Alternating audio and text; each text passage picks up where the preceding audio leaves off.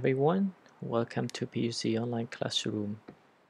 So today is our second unit 10. I hate working on weekends. I think everyone right here doesn't like working on weekends, right? Yeah, I don't like working on weekends either because we need to spend time with our family and friends so that we might not want to work on weekends, all right? So let's take a look at the first activity. These are the important job skills, I think, in America, but we also can apply it right here in our country. So they said these are the 8 important job skills, and here are some questions that employers might ask about your skills. All right. So we need to understand and know how to use some kind of this, and we especially the first one is about computer. Can you use a computer? This is the most important thing that you need to know whenever it comes to work. You need to know how to use computer. If you don't know, please learn something. All right. And I think right now you're also using computer. Some of you perhaps are not, but most of you are using a computer, so you know exactly how to download the internet, for example, and you probably also know how to use Microsoft Word, Excel, Access, things like that. All right. So if you know how to use all of this, this is about basic computer skill. So you need to know how to use it. And when it comes to work, you probably can use some kind of these skills in your real world job. All right. So please, if you don't know anything about computer, learn something. The second one is, can you manage other people? I think this is a very hard question because sometimes people are not happy, you know, who work with me or under our supervision or our management. And they might not like us, but just because of the role, they have to follow us. But make sure you need to understand your people who are under your supervision, all right, under your management, because you cannot just follow or stick to the rules all the time. Okay, sometimes you need to understand them so that you can work with them well, and you can ask them to do whatever you want. You can use them, but whenever you try not to focus on them, you try not to understand them, maybe it's pretty hard to use them, or to ask them to do something. So that's why learn to understand the situation so that you can ask them to do a lot of things that you want. All right. So try to become a good manager. I know this is pretty hard, but you have to learn how to understand people, how to manage people well. One day you might be a manager, and you need to know exactly what you have to do to make people happy or love you and like to work with you too. All right. Okay, the third question is, are you good at public speaking? Actually, PUC provides this kind of training for students, and I think some of you probably know this, but if you don't know, that's okay. There is the training, I think it's a club. So they have this kind of club to help students to build up their own confidence in speaking in front of many people. All right. So when it comes to this kind of skill, I think you should all have, because when it comes to work, you need some kind of this skill to talk to other people. Maybe you have to do presentation in your field, in your workplace, and if you are not confident enough, then it's going to be a problem, and you might not get promoted, I guess, if you are not good at speaking in front of many people. And so you should learn something, especially how to build up your confidence. So the best way is to speak. All right, it doesn't matter if you make mistakes in speaking, just keep speaking. It doesn't matter, you can fix your problems later. Make sure you practice speaking so that you can build up your confidence, and later you can fix your own problems, especially your pronunciation and grammar. All right, so if you happen to have time, please speak. All right, even with your friends or classmates or with me, if we come back to our normal class, then you probably have enough time to practice speaking with me in the class and with other friends. Okay, but this time you have to learn by yourself, and maybe you have to speak in front of a mirror as well to see exactly how you feel, and also your body language is also important in public speaking because you need to control your hands, your gestures. You cannot just talk like a robot. You need to be like natural, like human being speaking to other human being, not robot talking to human being. All right, so I think you should have this kind of skill. Let's move to number 4. Can you teach others how to do things? Yeah, I think you need to have other people around. To me, I love to have people. I love to guide them to do a lot of things. And I don't know whether you like to have people or teach people or not, but I do. If you have that skill, it is pretty good, all right? Just have the newcomer. Hopefully, you don't need to expect the result. You don't need to think about, oh, they will give something back to me. You don't need to care much about that, okay? Just do your best. Just help them, all right? Whether they return you something or not, it's okay. It's all about them, okay? But you just feel right to help other people and you don't care about that. So the next skill that you need to have is solving problems. I think it's pretty hard right here, but when it comes to problem, maybe it's not really easy to deal with.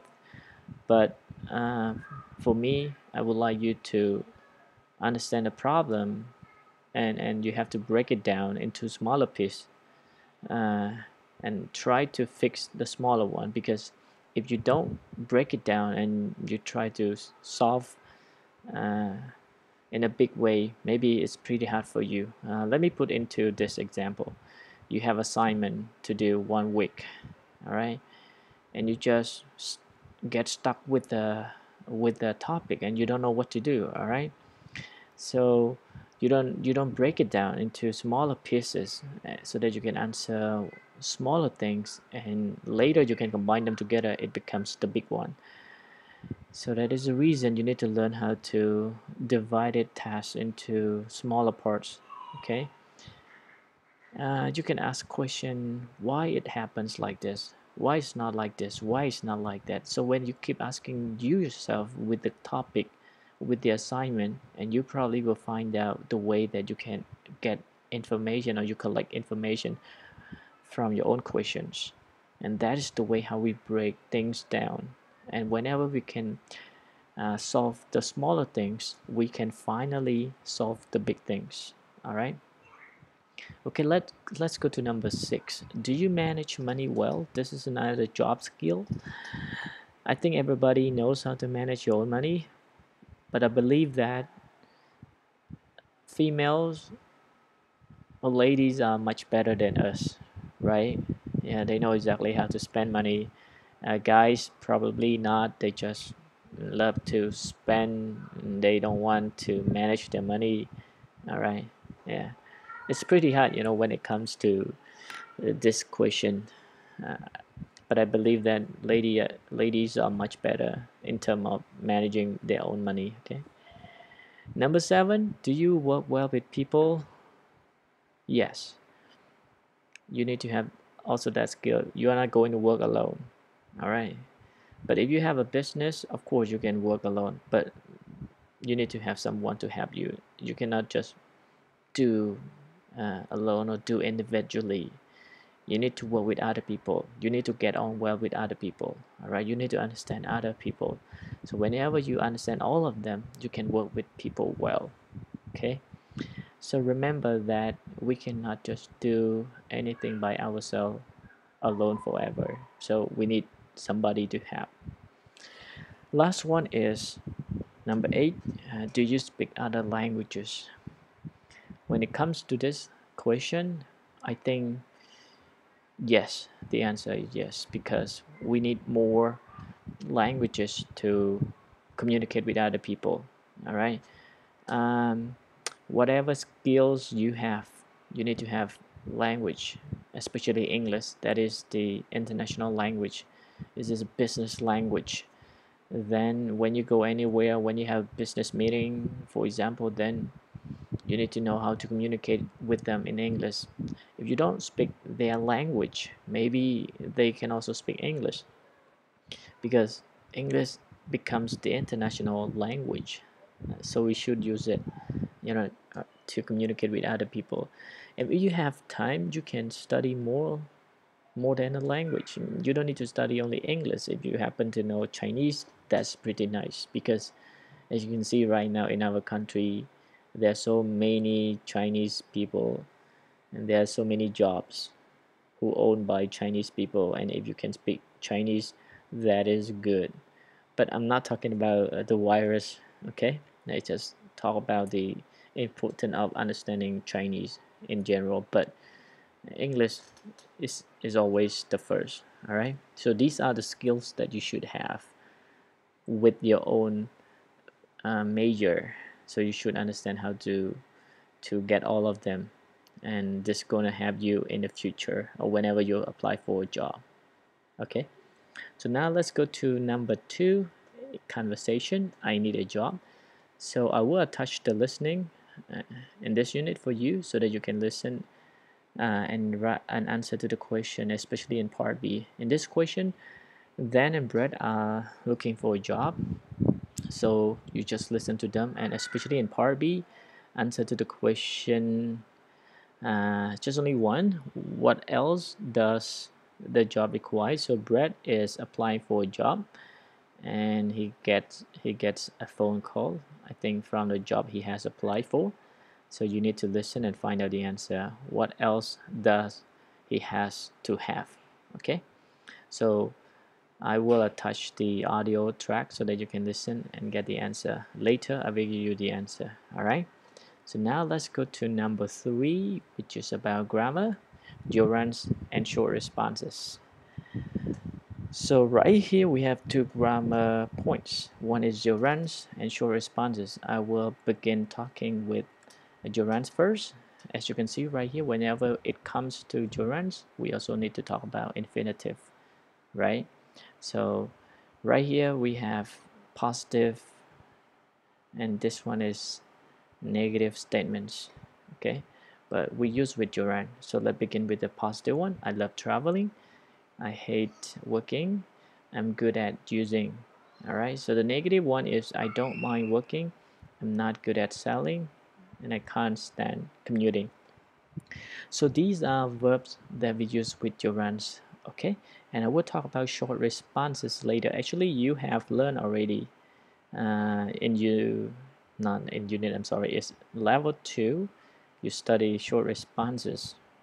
But anyway, I will talk about that once again. So before I talk about short responses, let's focus on gerunds, okay?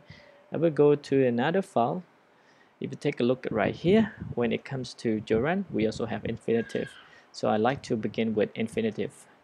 So you know infinitive, right, is 2 plus verb. Okay, look at number 1 right here. If the verb is followed by another verb, the second verb is usually the to infinitive.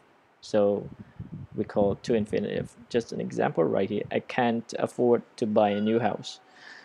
My brother expects to find a job soon. As you can see, the bold one, afford to, expect to, promise to, and would like to. So these are verbs that we use with infinitive. All right. And here are some more. We have afford, agree, arrange. Right here, everybody, I want you to remember, not understand, because when it comes to gerund and infinitive, it's not about understanding, but it's about remembering. So I would like you to remember more, okay? For example, afford, agree, choose, expect, hope. So whenever you happen to see some kind of these verbs, I would like you to remember. So after those verbs, we need to use to infinitive, okay? And number 2, after the verbs below, we normally use an object before the to infinitive. When you happen to see advice Of course, we use to infinitive, but there is an object right here that we need to add before we have the to infinitive.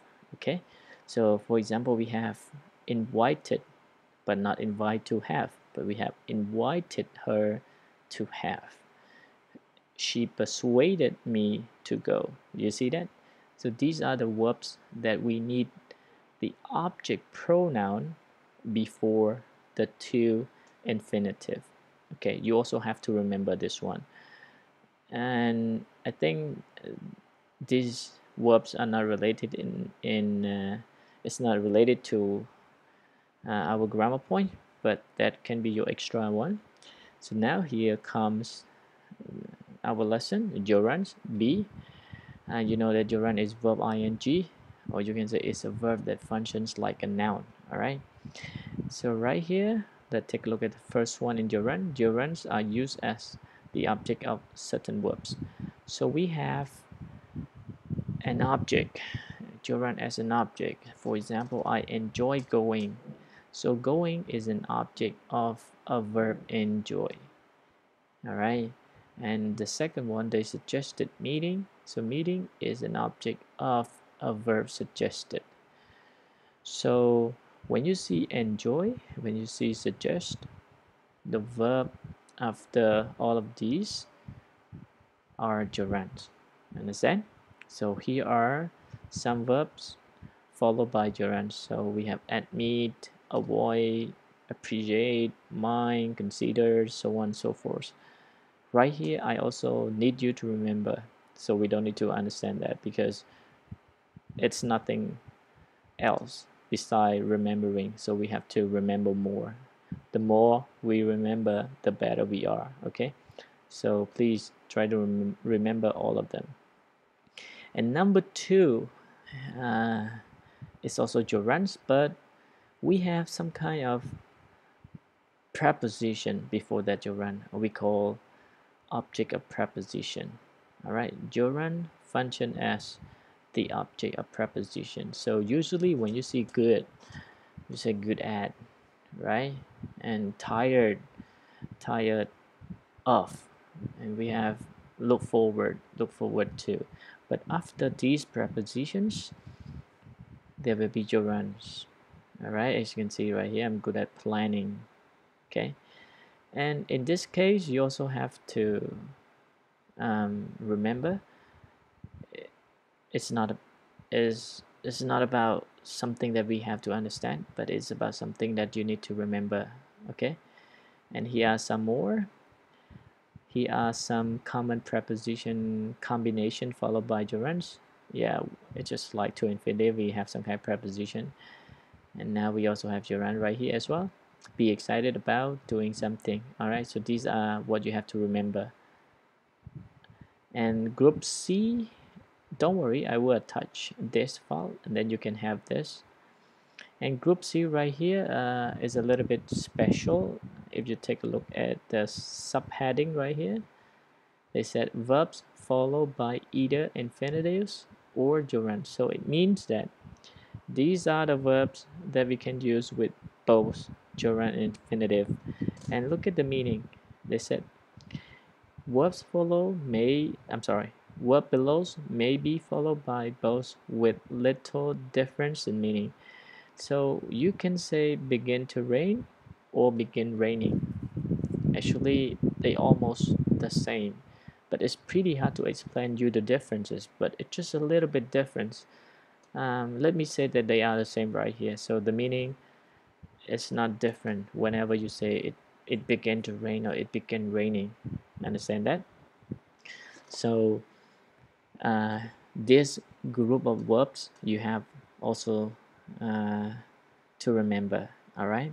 So like you can say like to swim or like swimming. So they are not different. Okay. So don't worry. You will have this handout.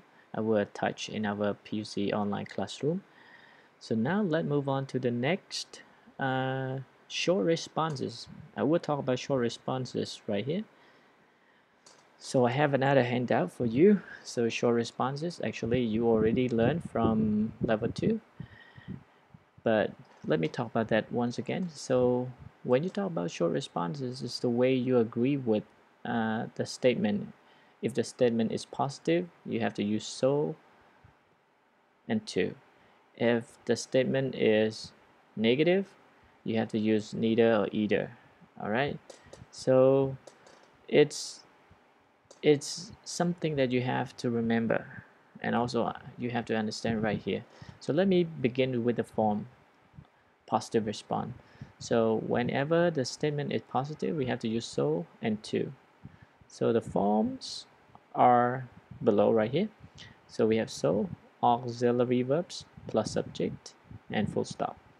So modal verbs plus subject and full stop. If you don't want to use so, you can use to, but the forms are a little bit different.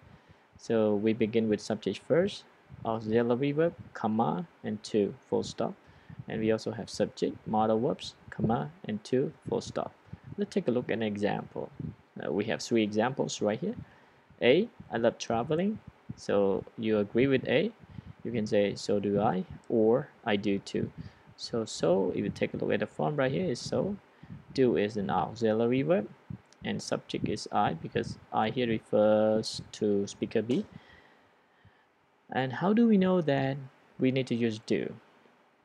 Actually, in order to find out which auxiliary verb we use right here, so you have to change this sentence into the negative or question. You know exactly what auxiliary verb that you have to use. For example, right here, if I want to find out why I used to right here, so I can change the sentence to negative. So the negative of this sentence is I don't love traveling, right? So we use auxiliary verb do. Then we know exactly that we have to use do right here. Understand that? And the second one, she is a student, and you agree with A, so am I, or I am too. All right. And how do we know that we have to use am right here? Just because the sentence right here, you can change that to negative. She isn't a student. So right here, they use to be, right? So it must be to be, and you cannot say so is I, right? Because the subject I, you have to use am. All right, so you have to say so am I, or I am too. All right, so let's move on to number 3. If you can see right here, I can swim well. It's a modal. So in order to find out how to agree with this, you can take a look at the modal can right here. It's very obvious. We can see it, and we can change that to -1. I can't swim well. So I can't swim well. You know that we need to use modal can, and right here we have to say so can I. All right. So now we move on to negative response. So if the statement is negative, then we have to use either or neither. You can say either or neither, doesn't matter. One is American English and the other one is British English. So look at the forms right here. We have neither, auxiliary verb, subject, or neither plus modal verbs, subject. Okay, and if you don't want to use neither, you have to use either or either right here. Subject plus auxiliary verbs plus not plus either, and then subject plus modal verbs plus not plus either. Okay, but I want to talk about a little bit with this negative. Okay, if you take a look at this, we use auxiliary verb and not, right, or modal verbs and not. Okay, right here I cannot shorten that. I cannot use a shortcut of that, so that's why I need to use not right here. If you take a look at our 3 examples right here, I don't love working on weekends, so we know that we have to use do, right? So we have to say neither do I, or I don't either. Right here, look at this. I used the word auxiliary verbs plus not. So it can be I do not either. So in this case, if somebody write down something like this, it is incorrect. Okay, it is incorrect. Why? Because to agree, you have to shorten like this. You have to use a shortcut. Understand that? You cannot use the full one like this. It is incorrect. So in the form right here, I cannot shorten that because there are so many auxiliary verbs and modal verbs. I cannot shorten that. But in the example, of course, I can shorten that. All right. But if I write I do not either, actually the meaning is the same, but in terms of the form, this one is incorrect. Okay. So I need to cross it out. Do not try that. Okay. Even though the meaning is the same. Number two, I wasn't absent yesterday. We know that we have to use to be. So the answer is neither was I, or you can say I wasn't either. And then you cannot say I wasn't, oh sorry, you cannot say I was not either. All right. Number three, she can't sing well. So we know that we have to use moral can right here. So neither can I, or I can't either. So this is the way how to agree with negative, by using either or and neither, either, or neither. Okay, so let's come back to our lesson. Um, in our lesson right here, what you need to do is just match these two columns. Actually, they are not difficult. It depends on your own meaning. You can have different answers, I guess. For example, you can say I hate talking on the phone. If you don't like talking on the phone, you can say I like calling, or maybe sorry, you can say I like sending a message, just an example, or I'd like to make a video phone call. So there's the way that you like. So I think you can have many different answers right here. It doesn't matter. Okay. All right. And number four, I'm not going to focus on that. And I will check your answer right here. I think I don't need to check, but I will give you the answer to part two, the answer for the listening in part B, all right, for the conversation. I think if you have any questions, you can ask me in the class, or maybe you can go to our Telegram group chat and you can drop me questions right there. And don't worry, I will give you all the materials that I explained you today. I think that's it for today. Thank you so much, everyone, for your attention and participation. Have a good day. Goodbye, everyone.